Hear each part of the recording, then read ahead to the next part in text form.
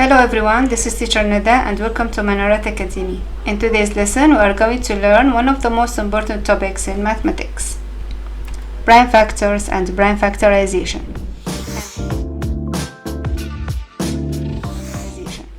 And by the end of this lesson, we will be able to identify the prime factors, find the prime factors of any number, draw a factor tree correctly, write a number as a product of its prime factors using index notation.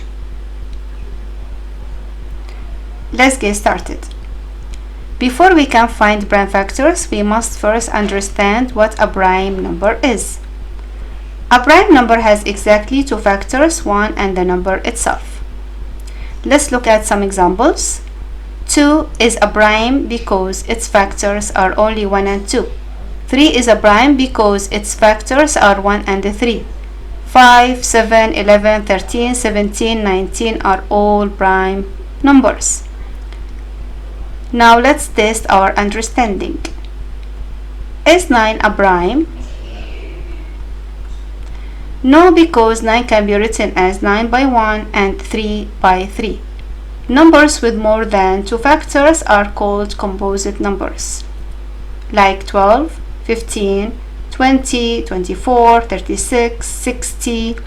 All these are composite numbers because they have more than two factors.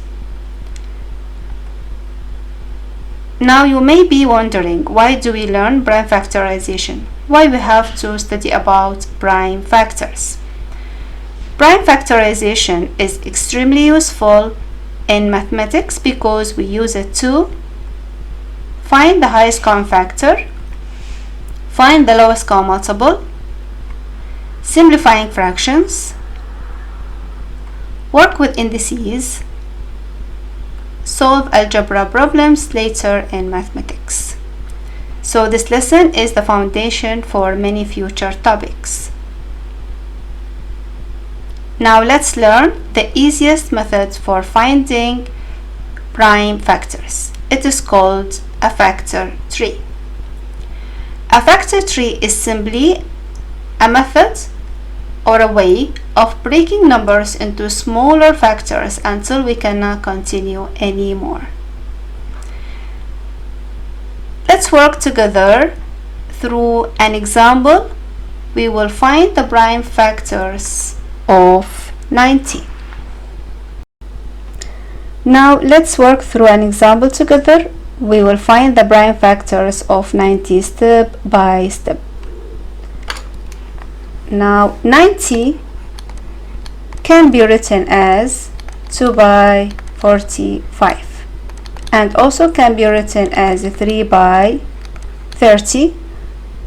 It also can be written as 5 by 18 or 6 by 15 or 9 by 10.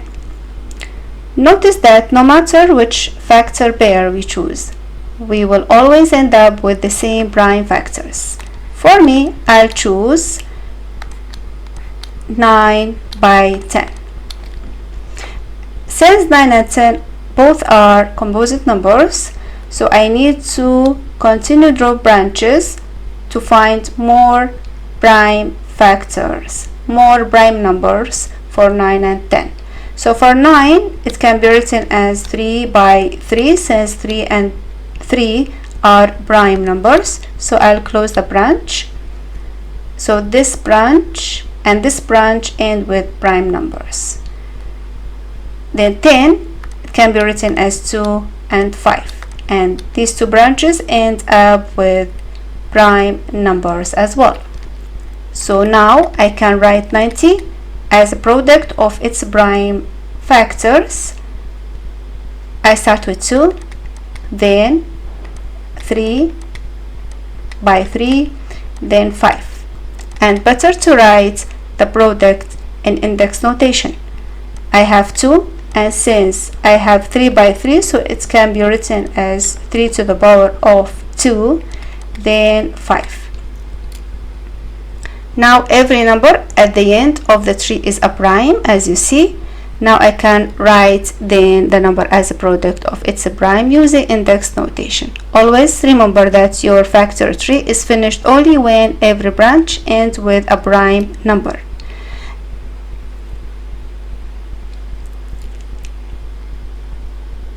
Now let us try another one. As that you have seen one example, we can draw another factor tree for another different number. I'll choose 108. And 108 also can be written as 2 by 54, or it can be written as 3 by 36, or it is 4 by 27, 6 by 18, 9 by 12. If you find it's difficult for you to figure out the pair of numbers that lead to 108, simply you can say this number is an even number and it is divisible by 2, because any even number is divisible by 2 and 2 is a factor of any even number. So I start dividing 108 by 2 to find what's that number. If I multiply it by 2, give me 108. So I start dividing 10 by 2 is 5, 5 by 2 is 10, then I drop down 8, 8 divided by 2 is 4, 4 by 2 is 8. So 54 by 2 is 108. This is the simplest way to figure out the pair of numbers leads to a certain number.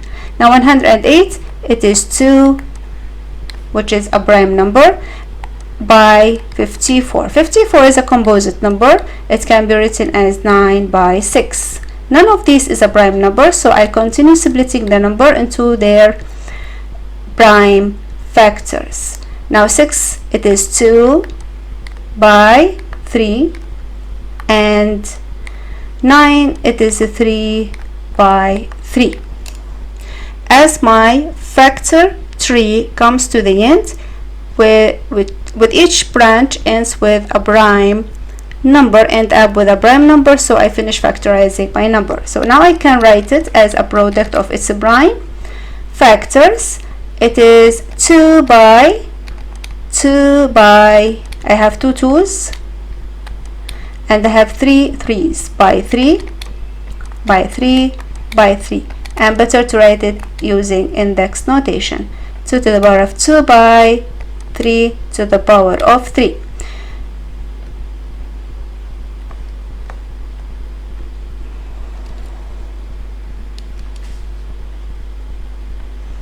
So 108 as a product of its prime factors is 2 to the power of 2 by 3 to the power of 3. If I want to check, 2 to the power of 2 is 4, by 3 to the power of 3 is 27, and 4 by 27 is 108. Now notice something very important. Now different students may draw different factor trees. Some may start with 2 by 54, some may start with 3 by 36, some will start by 9 by 12, but this is completely fine as long as the final prime factors are the same. Every method is correct. Now let's find prime factors of another number. I'll choose 400. The easiest pair of numbers I can choose, it is 4 by 100, as 4 can be breaking down into 2 by 2, as 100 it is 10 by 10, or 50 by 2, or 25 by 4. This is 2 by 5. Same goes here. Now I finished drawing factor tree of 400. Now I can start writing 400 as a product of its prime factors. How many 2's I have? I have 1, 2, 3, and 4. So 2 to the power of 4. Then I have 5 2 times. 4 to the power of 2 by 5 to the power of 2. Now it is your turn. Pause the video and try these questions yourself. Find the prime factors of each number. Question 1, 48. Question 2, 45. Question 3, 72.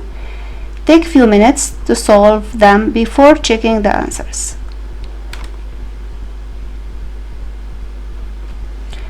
Now let us check the answers. For 48 as a product of its prime factors, it is 2 to the power of 4 by 3. 45, it is 3 to the power of 2 by 5. And 72, it is 2 to the power of 3 by 3 to the power of 2. If your answers match these, excellent work.